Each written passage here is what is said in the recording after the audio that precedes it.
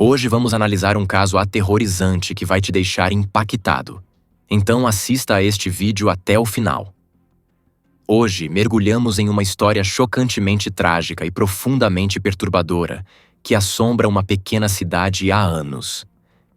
É o caso de uma jovem linda e cheia de vida que desapareceu sem deixar vestígios, deixando sua família, amigos e comunidade em busca desesperada por respostas após seu misterioso e devastador desaparecimento. Esta é a história de Rebecca Gould, uma jovem vibrante de 22 anos com toda a vida pela frente. O caso de Rebecca abalou profundamente a pequena cidade de Melbourne, no estado do Arkansas. O senso de segurança que por muito tempo definiu a região foi destruído à medida que a verdade sobre seu destino veio lentamente à tona. A cena do crime ensanguentada e a incerteza angustiante sobre o que realmente aconteceu com ela pesaram no coração de todos. Durante anos, os detalhes permaneceram um enigma perturbador. 16 longos anos se passaram antes que a verdade completa finalmente viesse à luz, revelando uma narrativa mais dolorosa do que qualquer um poderia imaginar. Queridos espectadores, temos as melhores histórias de crimes aqui no nosso canal. Para não perder nenhuma, inscrevam-se e, por favor, deixem um like no vídeo. Rebecca Gould nasceu em 28 de abril de 1982, em Melbourne, uma cidadezinha pitoresca situada no coração do Arkansas. Ela cresceu em um lar amoroso ao lado de suas 3 irmãs. A vida, no entanto, não foi isenta de desafios. Quando Rebecca ainda era jovem, seus pais se divorciaram, um acontecimento sísmico que deixou um impacto profundo na família. Apesar das dificuldades iniciais, essa mudança na dinâmica familiar acabou aproximando ainda mais as irmãs Gould. Criadas pela mãe, as meninas visitavam o pai com frequência, mantendo um forte laço com ele. As irmãs desenvolveram uma conexão única, uma irmandade forjada por experiências compartilhadas e um compromisso inabalável com a felicidade umas das outras.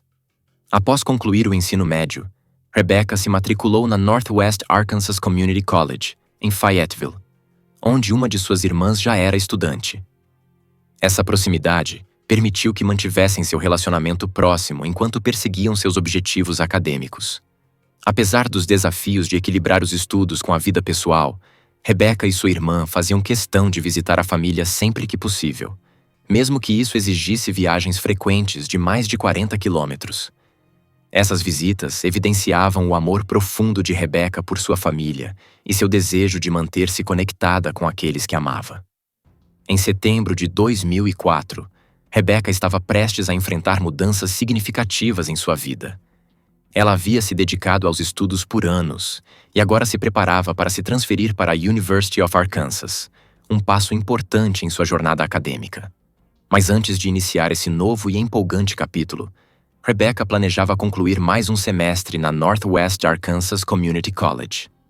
Naquele setembro, enquanto o verão dava lugar ao outono, ela decidiu visitar a família no fim de semana ao lado da irmã. Era uma viagem de rotina, o tipo de escapada de fim de semana que ela fazia incontáveis vezes. Mas desta vez, o desfecho seria devastadoramente diferente. No domingo, 19 de setembro de 2004, Rebecca e sua irmã dirigiram até Melbourne, ansiosas para passar um tempo com os entes queridos. Naquela noite, após desfrutarem da calorosa convivência familiar, Rebecca saiu para visitar seu namorado, Casey, que morava em uma cidade próxima. Seu plano era simples: passar a noite com ele e voltar no dia seguinte para buscar sua irmã e seguirem juntas de volta para Fayetteville. No entanto, quando chegou a hora combinada, Rebecca não apareceu. Sua irmã tentou ligar para ela várias vezes, mas Rebecca não atendeu. Inicialmente, a família não ficou excessivamente preocupada. Pensaram que Rebecca, sendo adulta, poderia simplesmente ter decidido dormir mais ou prolongar sua estadia com amigos. Só mais tarde naquele dia, à medida que as horas passavam sem notícias de Rebecca, uma sensação de inquietação começou a se instalar. Ao anoitecer, a preocupação tomou conta. A família ainda se agarrava à esperança de que ela apenas tivesse decidido ficar mais um dia e logo voltaria. Mas na manhã seguinte, essa esperança deu lugar ao medo. Rebecca ainda estava desaparecida, e ninguém havia visto ou ouvido falar dela. Sua mãe decidiu que era hora de chamar a polícia. A investigação começou pelos últimos passos conhecidos de Rebecca. A polícia soube que ela havia deixado Casey no café onde ele trabalhava na manhã de 20 de setembro. Segundo Casey, Rebecca pretendia voltar para a casa dele, arrumar suas coisas e depois encontrar a irmã para seguirem de volta à faculdade. Ele disse que Rebecca também prometeu buscá-lo no trabalho mais tarde naquele dia, mas ela nunca apareceu. Quando Casey percebeu que ela não havia ido, esperou por ela no estacionamento. As horas passaram, e ainda assim, não houve sinal de Rebecca. Eventualmente, Casey decidiu se juntar a alguns amigos em uma festa, deixando para trás questões sem resposta sobre o desaparecimento dela. A polícia conduziu uma entrevista minuciosa com Casey e então solicitou a busca na casa dele. Ele permitiu o acesso voluntariamente, e o que encontraram levantou ainda mais perguntas do que respostas. O carro de Rebecca ainda estava estacionado do lado de fora. Dentro da casa, sua bolsa, contendo seus documentos de identidade, foi encontrada intacta. Ainda mais perturbador, seu cão de estimação estava ali, vagando pela casa sem a dona. Casey também mencionou que Rebecca havia feito uma pequena mala com roupas para a viagem de volta a Fayetteville, mas a mala não estava em lugar algum. A polícia ficava cada vez mais inquieta. As circunstâncias eram indiscutivelmente estranhas. Rebecca havia desaparecido sem levar o carro, a bolsa ou o cachorro. Não fazia sentido que ela tivesse saído voluntariamente. A casa, no entanto, continha uma pista ainda mais sinistra. Um dos policiais notou algo peculiar. O colchão da cama parecia mal colocado e não havia lençóis. Movido pela suspeita, o policial levantou o colchão e descobriu grandes manchas vermelhas que lembravam sangue de forma assustadora. Essa descoberta levou a uma busca mais rigorosa da casa, durante a qual a polícia encontrou mais manchas de sangue. Algumas espalhadas no chão, outras respingadas no papel de parede. Na máquina de lavar, encontraram roupas de cama com manchas de sangue e, em outras partes da casa, uma grande quantidade de garrafas de água sanitária. Isso apontava para uma conclusão sombria. Alguém provavelmente havia tentado limpar uma cena de crime violenta. As evidências crescentes sugeriam fortemente que o destino de Rebecca Gould poderia ter sido selado dentro daquelas paredes, e que ela talvez não estivesse mais viva. Apesar das descobertas alarmantes, os investigadores não tinham provas definitivas para determinar de quem era o sangue. A análise de DNA levaria vários dias para ser concluída, deixando a polícia com uma lista crescente de perguntas, mas sem respostas imediatas. Enquanto os peritos forenses continuavam a examinar meticulosamente a casa em busca de mais evidências, os detetives voltaram sua atenção para o namorado de Rebecca, Casey, que havia sido a última pessoa conhecida a vê-la com vida. Dada a presença de uma grande quantidade de sangue na casa dele, ele rapidamente se tornou uma figura central na investigação. No entanto, Casey negou qualquer envolvimento no desaparecimento de Rebecca. Ele disse aos investigadores que a última vez que a viu foi na manhã anterior. Desde então, afirmou, ela não entrou mais em contato. De acordo com seu relato, depois de passar a noite com amigos, ele voltou brevemente para casa para trocar de roupa antes de ir trabalhar. Insistiu que não havia notado manchas de sangue no chão ou nas paredes, nem sentido o forte cheiro de água sanitária em sua casa.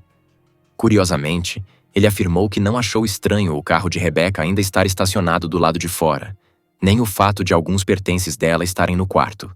Apesar de suas declarações, a polícia relutava em aceitar seu relato como totalmente verdadeiro.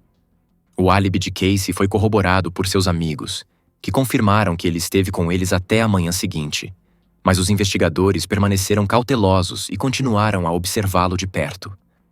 À medida que as evidências se acumulavam, tornava-se cada vez mais claro que havia ocorrido um crime. Essa assustadora constatação causou um choque na comunidade. Melbourne, uma cidade conhecida por seu ambiente amigável e unido, agora era o epicentro de um mistério sombrio e perturbador. Rumores se espalharam como fogo, e o medo tomou conta dos moradores. Todos queriam saber o que aconteceu com Rebecca Gould. Para ampliar a investigação, os detetives decidiram entrevistar todos que estiveram com Casey na noite do desaparecimento de Rebecca. Os relatos dos amigos confirmavam a linha do tempo apresentada por Casey, fornecendo a ele um álibi aparentemente sólido. Apesar disso, a polícia ainda não tinha respostas definitivas sobre o destino de Rebecca. As ligações dela haviam ficado sem resposta desde a manhã do dia anterior, e a falta de clareza sobre seu paradeiro deixava uma incerteza angustiante. Durante a investigação, Casey sugeriu que a polícia investigasse o ex-namorado de Rebecca, Justin. Os detetives tentaram entrar em contato com Justin, mas ele inicialmente não respondeu, o que aumentou ainda mais as suspeitas. Sua ausência coincidindo com o desaparecimento de Rebecca fez dele uma pessoa de interesse. 2 dias depois, no entanto, Justin entrou em contato com a polícia, explicando que havia estado em um cassino com o pai durante o período em questão. Seu álibi foi confirmado, isentando-o de suspeitas. A polícia continuou a seguir pistas, reconstruindo a linha do tempo de Rebecca no dia do desaparecimento. Esse esforço levou a uma descoberta crucial. Os detetives descobriram que Rebecca havia parado em um posto de gasolina próximo ao local de trabalho de Casey na manhã em que desapareceu. Imagens de câmeras de segurança e relatos de funcionários confirmaram que ela comprou um sanduíche para o café da manhã e então seguiu em direção à casa de Casey. O sanduíche intocado foi posteriormente encontrado na casa de Casey, sugerindo que Rebecca realmente voltou para lá depois de sair do posto. Essa evidência crucial estabeleceu uma linha do tempo clara. Rebecca havia chegado à casa de Casey e pouco depois, algo terrível lhe aconteceu. Notavelmente, Casey estava no trabalho durante esse período, o que lançava dúvidas sobre seu envolvimento direto em qualquer crime cometido naquela hora. À medida que os investigadores reuniam os eventos, eles receberam os resultados da análise de DNA do sangue encontrado na casa de Casey. O sangue foi conclusivamente identificado como sendo de Rebecca. Essa confirmação arrepiante intensificou a urgência da investigação, embora os peritos forenses não tenham encontrado nenhum DNA estranho nas amostras, deixando sem resposta a questão da identidade do autor do crime. Os detetives ampliaram o foco, entrevistando todos os parentes e amigos de Rebecca, para determinar se alguém próximo a ela poderia ter tido um motivo para lhe fazer mal. Eles também analisaram os conhecidos de Casey, na esperança de identificar alguém que pudesse ter estado em sua casa no momento do desaparecimento de Rebecca. Apesar desses esforços exaustivos, os investigadores não encontraram pistas e o caso parecia ter estagnado. A virada aconteceu em 27 de setembro, uma semana após o desaparecimento de Rebecca. Tragicamente, seu corpo foi descoberto a aproximadamente 19 quilômetros da casa de Casey. Ele foi localizado na base de um barranco próximo a uma rodovia, em uma área escondida da vista, e pouco provável de ser encontrada por acaso. A cena oferecia um vislumbre assustador das ações do autor do crime. O corpo de Rebecca não havia sido escondido nem enterrado. Em vez disso, parecia que o assassino a havia jogado ali às pressas e fugido. A falta de qualquer tentativa de ocultar o corpo demonstrava uma frieza indiferente, adicionando mais uma camada de horror a um caso já devastador. Com a descoberta do corpo de Rebecca, a investigação assumiu uma nova dimensão. A polícia agora tinha uma cena de crime que poderia revelar evidências cruciais. No entanto, as perguntas permaneciam. Quem poderia ter cometido um ato tão hediondo e por quê? Especialistas médicos determinaram que Rebecca Gould havia sofrido múltiplos golpes brutais na cabeça com um objeto pesado, e a causa oficial de sua morte foi estrangulamento. Essa combinação de ferimentos pintava um retrato assustador do ataque. Surpreendentemente, não foram encontrados ferimentos de defesa em seu corpo, o que levou os especialistas a concluírem que a vítima foi completamente pega de surpresa, provavelmente incapacitada antes mesmo de entender o que estava acontecendo. Além disso, não havia indícios de agressão sexual, o que tornava ainda mais difícil identificar o motivo do crime. Quanto ao momento da morte, segundo estimativas médicas, o corpo de Rebecca permaneceu por cerca de 1 semana no local. No entanto, não foi possível determinar um cronograma mais preciso devido ao estado de decomposição. Enquanto isso, os detetives fizeram uma descoberta significativa durante a investigação. A possível arma do crime. Na casa de Casey, havia um piano que parecia estar sem uma das pernas. Essas pernas de piano são conhecidas por serem bastante pesadas, e após inspeção, Especialistas médicos confirmaram que o formato dos ferimentos na cabeça de Rebecca era compatível com um objeto desse tipo. Quando questionado, Casey afirmou que a perna do piano estava solta há algum tempo e poderia ter sido facilmente removida. No entanto, apesar de buscas extensas, a perna desaparecida não foi encontrada. Nem na casa de Casey, nem nas proximidades do local onde o corpo de Rebecca foi descoberto. A ausência da perna do piano, juntamente com outros detalhes intrigantes, levou os detetives a explorarem possíveis motivos para o crime. Eles rapidamente descartaram a hipótese de roubo, já que nada de valor parecia estar faltando na casa, exceto a mala de Rebecca e a perna do piano. Os investigadores também rejeitaram a possibilidade de um crime com motivação sexual, o que os deixou diante da possibilidade de que a única intenção do assassino fosse matar Rebecca. Isso levantava questões assustadoras sobre se o crime havia sido premeditado e se o autor poderia ter alguma ligação pessoal com ela. O momento da morte de Rebecca oferecia pistas adicionais. Os investigadores teorizaram que ela foi morta pouco depois de retornar à casa de Casey naquela manhã. Isso sugeria que o assassino poderia estar ciente de sua rotina ou a estivesse seguindo, sabendo que Casey estaria no trabalho e que a casa estaria vazia. A ausência de sinais de arrombamento indicava que Rebecca poderia ter deixado o assassino entrar voluntariamente, o que reforçava a possibilidade de que ela conhecia seu agressor. Segundo os investigadores, o assassino provavelmente permaneceu várias horas na casa após o assassinato, tentando limpar meticulosamente a cena do crime. A presença de garrafas de água sanitária e manchas de sangue parcialmente limpas sugeriam um esforço deliberado para eliminar provas. Após essa tentativa de limpeza, o autor do crime aparentemente carregou o corpo de Rebecca, colocou-o em um veículo e o transportou até o barranco onde seria posteriormente encontrado. A ousadia desse ato, descartar o corpo em uma área relativamente exposta, mas ao mesmo tempo escondida, demonstrava um nível perturbador de cálculo. Apesar dessas descobertas, o caso rapidamente esbarrou em um obstáculo devido à gritante falta de provas concretas. Os detetives enfrentaram a tarefa monumental de examinar centenas de possíveis suspeitos, incluindo conhecidos de Rebecca, amigos de Casey, vizinhos e até moradores de cidades próximas. Eles também receberam inúmeras denúncias do público, mas muitas dessas pistas não levavam a lugar algum. Muitas dessas denúncias eram acusações infundadas motivadas por fofocas ou rancores pessoais, e nenhuma aproximava os investigadores da identificação do assassino. A frustração aumentava à medida que os meses se transformavam em anos e, eventualmente, o caso esfriou.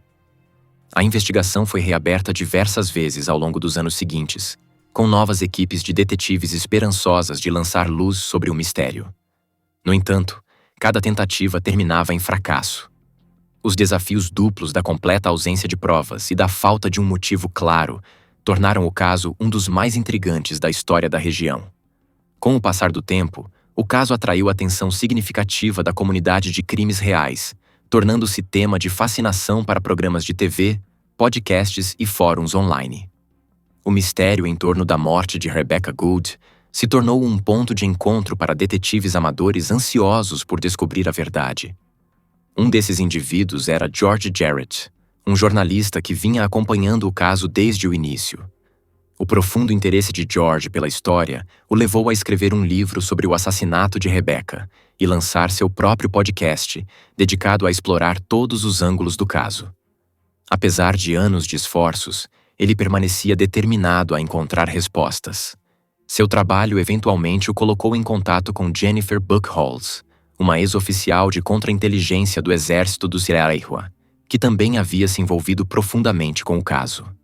Jennifer trouxe uma perspectiva analítica única para a investigação, e juntos, eles decidiram unir seus recursos e conhecimentos. George e Jennifer criaram um grupo no Facebook para compartilhar suas ideias e teorias, convidando assinantes a participar das discussões. O grupo rapidamente ganhou força, atraindo pessoas do mundo inteiro que estavam cativadas pelo mistério não resolvido. Entre os participantes mais ativos estava um homem chamado William Miller. As contribuições de Miller se destacavam por dois motivos. Primeiro, ele morava nas Filipinas, o que tornava seu intenso interesse por um caso de assassinato em uma pequena cidade americana algo incomum. Segundo, Ele era extraordinariamente ativo no grupo, frequentemente publicando comentários detalhados e interagindo diretamente com George e Jennifer por meio de mensagens privadas. O entusiasmo de Miller pelo caso beirava a obsessão. Ele oferecia inúmeras teorias sobre o crime, dissecava aspectos controversos da investigação e até sugeria possíveis cenários que poderiam explicar o assassinato de Rebecca. A princípio, suas ideias foram bem recebidas como as de um detetive amador particularmente apaixonado. No entanto, com o passar do tempo, seu comportamento começou a levantar questionamentos entre os administradores do grupo. Por que alguém do outro lado do mundo estava tão profundamente envolvido em um caso com o qual não tinha, aparentemente, nenhuma ligação pessoal? E por que Miller parecia focar tanto em certos detalhes enquanto evitava outros? O desconforto crescente em torno do envolvimento de Miller marcou um ponto de virada na investigação.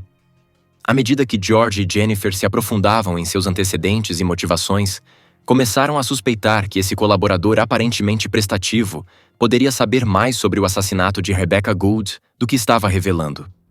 O que inicialmente parecia uma obsessão inofensiva, agora carregava o peso de uma possível implicação mais sombria. Será que William Miller detinha a chave para resolver o caso ou estava escondendo algo muito mais sinistro?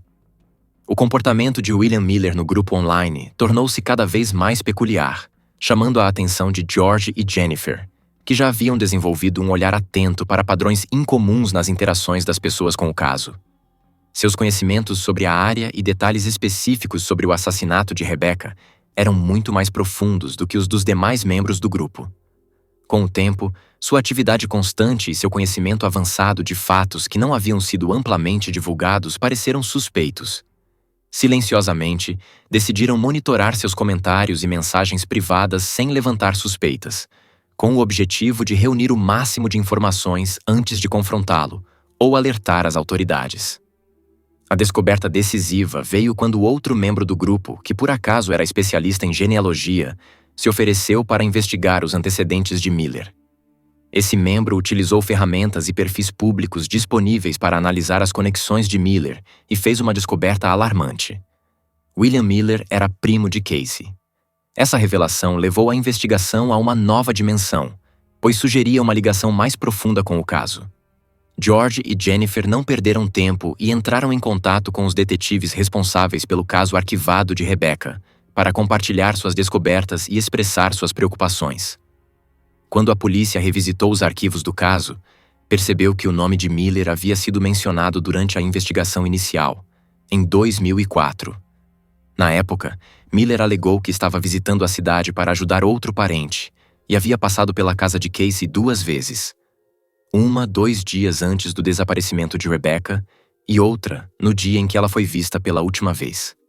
Segundo o depoimento original de Casey, Rebecca havia notado Miller do lado de fora pela janela durante sua segunda visita. Quando Casey saiu para falar com ele, Miller teria permanecido por apenas 15 minutos antes de ir embora. Na época, essa interação foi considerada insignificante. No entanto, com esse novo contexto, os detetives começaram a investigar mais a fundo o passado de Miller.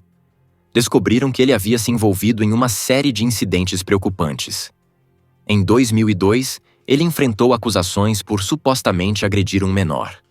Pouco depois, foi acusado de invadir a casa de sua ex-esposa e atacá-la.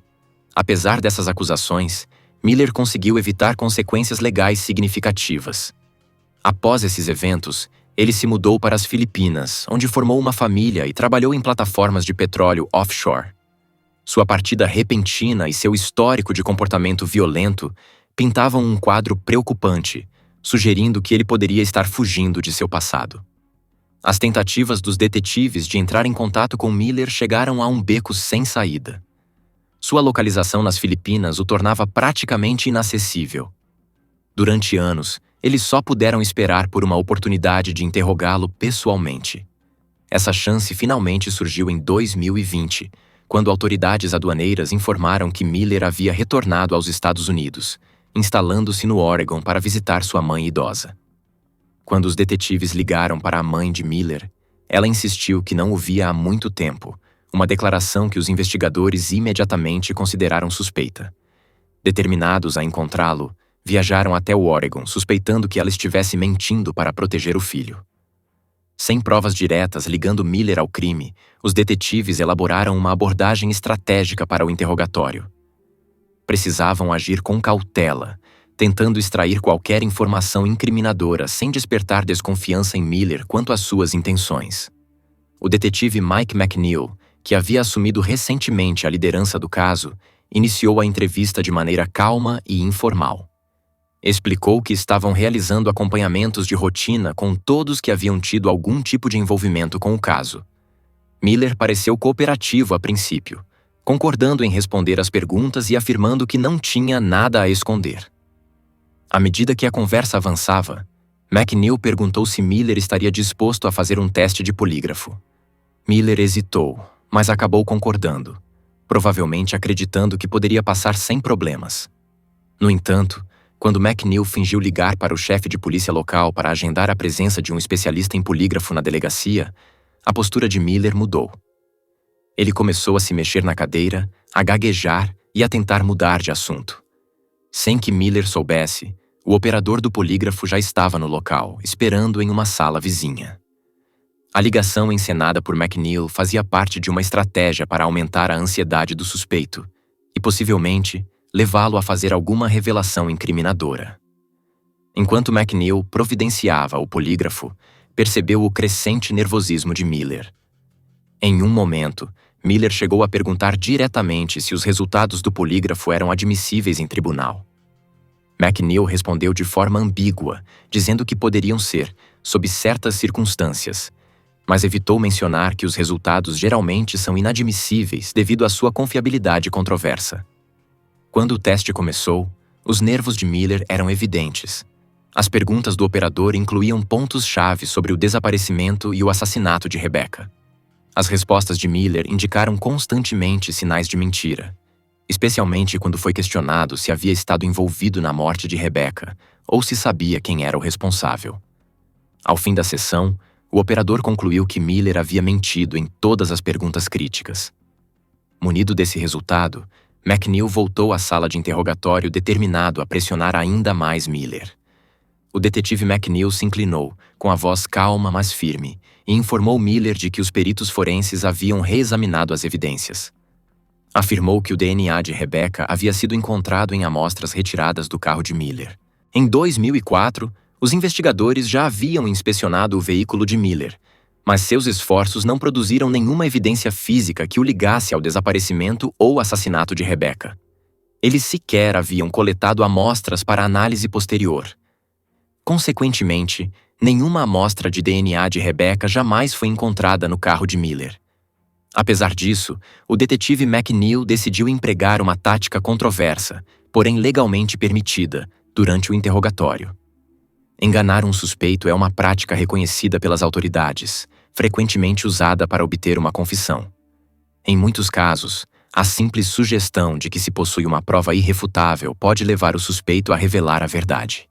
McNeil sabia que não tinha nenhuma prova concreta, mas esperava que o peso psicológico de suas alegações levasse Miller a confessar.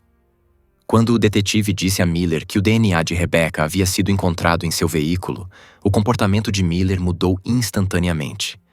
Ele ficou em silêncio, visivelmente desconfortável e introspectivo.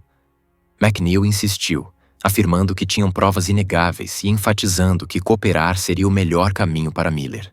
A estratégia funcionou. Após vários momentos de tensão, Miller começou a falar. A princípio, negou ter cometido o assassinato, alegando que havia encontrado o corpo sem vida de Rebecca. Segundo Miller, ele foi até a casa do primo na manhã do crime e se deparou com um homem mascarado parado sobre o corpo ensanguentado de Rebecca. Insistiu que não tinha nada a ver com a morte dela. O detetive McNeil, no entanto, não acreditou nessa versão. A história carecia de credibilidade e a pressão incessante do detetive logo desgastou Miller. Interrompendo McNeil no meio de uma frase, Miller de repente admitiu: "Eu só vou dizer que fui eu. Me desculpe pelo que fiz." O que se seguiu foi uma confissão arrepiante e detalhada. Miller descreveu suas ações na manhã do assassinato de Rebecca. Ele disse que estava caçando na floresta perto da casa do primo quando decidiu visitar Rebecca. Explicou que queria falar com ela por razões que ele mesmo não conseguia articular completamente. Quando Rebecca abriu a porta, ele disse que precisava usar o telefone. Uma vez dentro da casa, Miller fingiu fazer uma ligação enquanto Rebecca voltava para o quarto. Enquanto andava pela sala, Miller afirmou ter sido subitamente tomado por uma raiva incontrolável. Pegando o pé de um piano que estava por perto, Miller seguiu Rebecca até o quarto. Ela estava deitada na cama quando ele a atingiu repetidamente na cabeça com a arma improvisada. Não satisfeito com o ataque brutal, ele então a estrangulou para garantir que ela estava morta. Depois disso, ele enrolou o corpo dela em um lençol e o carregou até sua caminhonete. Miller contou como limpou meticulosamente a cena do crime, usando água sanitária para remover o sangue do chão, das paredes e da roupa de cama. Em seguida, dirigiu até um trecho remoto de rodovia e descartou o corpo de Rebecca sob um barranco. Quando lhe perguntaram por que havia cometido um ato tão hediondo, a resposta de Miller foi tão desconcertante quanto perturbadora. Ele simplesmente sentiu um impulso incontrolável de matar Rebecca, sem nenhum motivo tangível. Apesar de expressar arrependimento durante sua confissão, as ações subsequentes de Miller complicaram o caso. Após sua prisão, ele foi extraditado para o Arkansas, onde abruptamente retratou sua confissão. Agora ele alegava ser inocente, o que ameaçava atrapalhar os esforços da promotoria. Para piorar, problemas processuais durante sua prisão apresentaram mais desafios. O oficial que efetuou a prisão não leu completamente os direitos de Miranda para Miller após ser interrompido pelo suspeito. Essa falha técnica poderia tornar a confissão de Miller inadmissível em tribunal. Além disso, sem provas físicas ou testemunhas oculares, o caso contra Miller era perigosamente frágil. Por lei, uma confissão sozinha não é suficiente, a menos que seja corroborada por outras provas ou reafirmada diante de um juiz. Felizmente para a promotoria, o juiz acabou considerando a confissão gravada de Miller admissível. Os detalhes fornecidos por Miller coincidiam com os fatos conhecidos do crime, incluindo sua familiaridade com a área, o horário de trabalho do primo e o método do assassinato. Apesar de sua retratação inicial, as ações posteriores de Miller reforçaram ainda mais sua culpa. Em 2022, ele aceitou um acordo judicial, confessou formalmente o crime e foi condenado a 40 anos de prisão. No entanto, o caso tomou um rumo ainda mais sombrio após a prisão de Miller. Enquanto cumpria sua pena, ele chocou os investigadores ao confessar vários outros assassinatos. Miller afirmou ter matado mais 5 mulheres ao longo da vida, embora não conseguisse lembrar os nomes delas. Segundo Miller, ele atraía essas mulheres para seu carro, as levava a locais isolados e as matava. Admitiu que seu alvo eram mulheres jovens, magras, pequenas e de cabelos claros. Uma descrição que coincidia de forma assustadora com a aparência de Rebecca. Os detetives começaram a suspeitar que Miller poderia ser um assassino em série. Seu trabalho em plataformas de petróleo o levou a vários estados ao longo de um período de 25 anos, oferecendo ampla oportunidade para cometer esses crimes. Apesar das alegações perturbadoras de Miller, os investigadores ainda não encontraram nenhuma evidência concreta que corrobore suas confissões adicionais. A busca por detalhes que as confirmem continua, enquanto agências policiais de todo o país revisam casos arquivados que correspondem às descrições de Miller. Enquanto isso, as confissões de Miller reacenderam debates sobre sua culpa e motivações. Embora o registro oficial o responsabilize pelo assassinato de Rebecca, céticos continuam a questionar seu envolvimento. Alguns acreditam que ele pode ter sido coagido a confessar, enquanto outros especulam que o namorado de Rebecca poderia ter sido o verdadeiro assassino, com o papel de Miller limitado a ajudar a se livrar do corpo. O detetive McNeil, refletindo sobre o caso, acredita que o comportamento de Miller revela um homem sobrecarregado pela culpa. A participação de Miller em um grupo online discutindo o assassinato de Rebecca, onde deixou inúmeros comentários e interagiu com os administradores, sugeria uma compulsão de revisitar o crime. Se Miller realmente quisesse evitar ser descoberto, manter silêncio e evitar o assunto completamente teria sido sua melhor estratégia. Em vez disso, ele parecia atraído pela investigação, talvez incapaz de conciliar suas ações com sua consciência. No fim, embora a condenação de Miller tenha trazido algum encerramento à família de Rebecca, as questões persistentes sobre seus outros crimes alegados e a possibilidade de mais vítimas continuam a assombrar os investigadores. A verdade sobre todo o histórico criminoso de Miller pode nunca ser conhecida, mas por enquanto ele permanece atrás das grades, cumprindo sua pena por um assassinato que chocou e devastou uma comunidade.